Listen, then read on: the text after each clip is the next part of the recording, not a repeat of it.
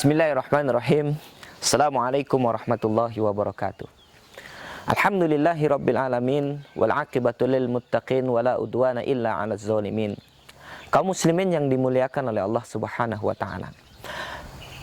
Pada kesempatan yang berbahagia ini, saya ingin menyampaikan beberapa hal tentang pengobatan Al-Qur'an. Allah Subhanahu wa taala berfirman dalam sebuah ayatnya, yaitu dalam surat Al-Isra ayat 82. A'udzu billahi minasyaitonir rajim. Bismillahirrahmanirrahim. Wa nunazzilu minal Qur'ani ma huwa syifaa'un wa rahmatul lil mu'minin. Dan kami turunkan Al-Qur'an sebagai penawar dan rahmat untuk orang-orang yang beriman kepada Allah Subhanahu wa taala. Saya tidak perlu lagi menceritakan bagaimana orang-orang yang divonis tidak bisa sembuh di dalam ilmu kedokteran, di dalam rumah sakit. Akan tetapi ketika dia dibacakan ayat-ayat Al-Quran, orang ini mendapatkan kesembuhan dari Allah Subhanahu wa taala. Di Kuala Lumpur, saya ceritakan satu kisah. Di Kuala Lumpur saya menemukan ada seorang ibu yang tidak pernah bisa puasa Ramadan, ya. Tidak pernah bisa puasa Ramadan seumur hidupnya. Usianya sekitar 47 tahun, ya. Si ibu ini bertemu pertama kali dengan saya, kemudian diterapi dengan Al-Qur'an. Ya. Masya Allah, subhanallah, dengan izin Allah. Sekitar 1 bulan yang lalu saya bertemu dengan teman karibnya. Saya tanya bagaimana si kabar ibu itu. Dan ternyata teman karibnya mengatakan bahwa ibu tadi bulan tahun ini sudah bisa melaksanakan puasa bulan Ramadan secara sempurna. Kaum muslimin yang dimuliakan oleh Allah Subhanahu wa taala, dan banyak lagi kisah-kisah bagaimana Al-Qur'an ini menyembuhkan orang-orang yang menurut kedokteran tidak bisa sembuh. Ada beberapa hal yang perlu kita lakukan agar Al-Qur'an ini benar-benar menyembuhkan. Yang pertama, Al-Qur'an itu akan menyembuhkan, akan mengobatin ketika Al-Qur'an dibacakan dengan suara. Artinya dizaharkan, disuarakan. Ya, contoh. A'udzu billahi minasyaitonir rajim. Bismillahirrahmanirrahim. Alhamdulillahi rabbil alamin. Ar-Rahmanir-Rahim. Dan selanjutnya dibacakan dengan suara.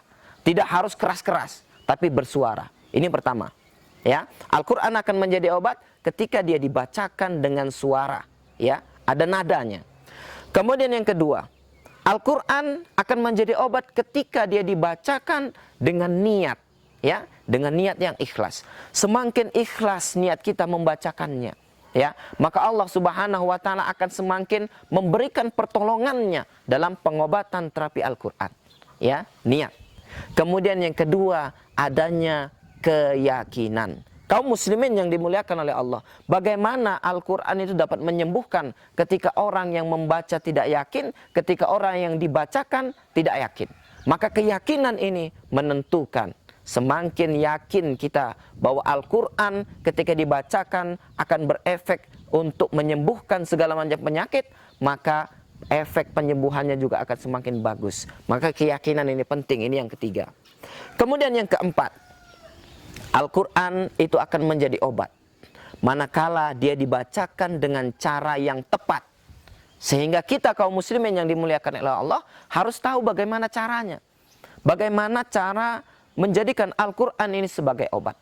Beberapa contoh yang dicontohkan oleh Rasulullah SAW adalah dengan menyentuhkan di tempat yang sakit, kemudian membacakan Al-Qur'an atau membacakan doa.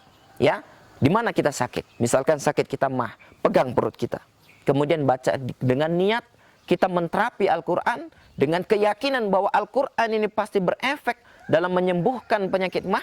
Kemudian bacakanlah Al-Qur'an, bacakan Al-Fatihah, bacakan ayat kursi, bacakan ayat-ayat yang kita hafal, ya, disentuhkan kemudian dihembuskan, ya, dengan hembusan seperti itu. Karena Rasulullah SAW pernah menyontohkan mengobatin seorang anak dengan menyembur, dengan menghembusnya. Ya, ini caranya. Disentuh di tempat yang sakit, kemudian dihembuskan di tempat yang sakit sambil membacakan ayat-ayat Al-Quran. Kemudian berikutnya yang kelima, Al-Quran ini akan menjadi obat.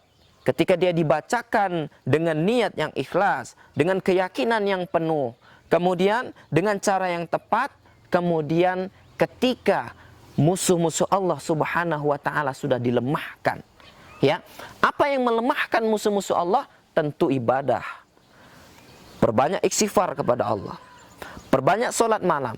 Perbanyak sedekah. Perbanyak baca Al-Quran. Karena amalan-amal ini akan membuat iblis menangis. Akan melelehkan iblis. Dan menjadikan dia meleleh seperti melelehnya garam yang terkena air.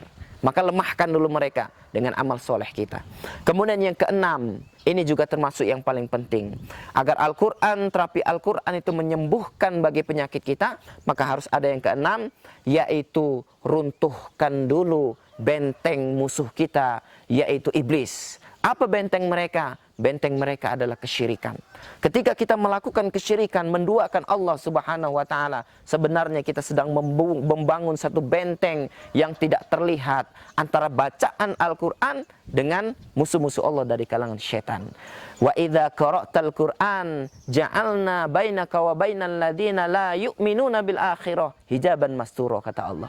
Apabila kamu bacakan Al-Qur'an ya Muhammad, kami jadikan tembok pembatas yang tidak nampak antara kamu dengan orang-orang yang tidak beriman dengan hari akhir. Artinya, ketika seseorang tidak beriman kepada Allah, maka Al-Quran itu tidak akan masuk dan tidak akan mampu menyerang musuh-musuh Allah Subhanahu wa taala, karena sebenarnya mereka berada di sebalik tembok yang tidak terlihat.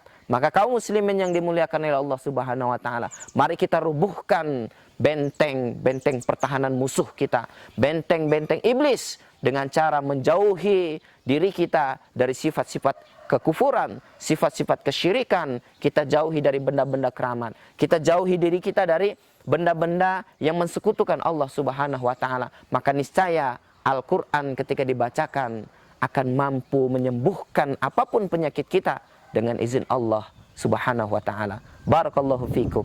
Assalamualaikum warahmatullahi wabarakatuh.